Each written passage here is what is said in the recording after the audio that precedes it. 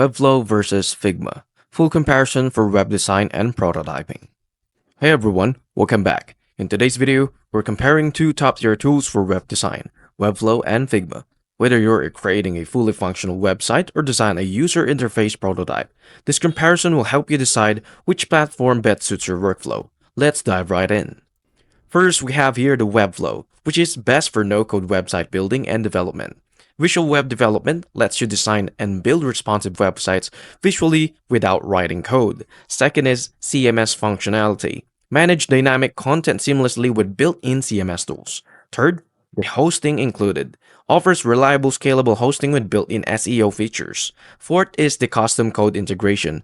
Add custom HTML, CSS, and JavaScript for extra flexibility. But it has two cons. First is the steeper learning curve. Second is the premium pricing. But it is best for designers and business looking for all-in-one platform to design, build, and publish websites without needing developers. And now let's dive into our Figma, which is best for collaborative UI or UX design for prototyping. It has a 4 pros. First is the real-time collaboration, with multiple users can design simultaneously, great for team projects. Second, cross-platform access works entirely in the browser, making it OS independent. Third, prototyping features. Create interactive prototypes with transitions and animations. Fourth is plugins and integrations. Extensive library of plugins for productivity, accessibility checks, and more. But it has two cons too. No native web publishing and limited offline access.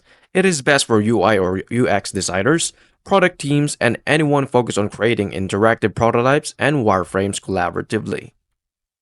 Choose Webflow if your goal is to design, develop, and publish a responsive website all in one platform, which is perfect for freelancers, agencies, and business who want to skip traditional coding. On the other hand, choose Figma if you're focusing on design collaboration, prototyping, and creating detailed user interface with your team before passing the project on to the developers. Now, which tool do you think will boost your process? Let me know in the comments below. I hope this comparison between Webflow and Figma helped clarify which platform fits your creative needs. If it did, don't forget to like, subscribe, and hit the bell icon for more design and tips and tools comparison. See you into the next video.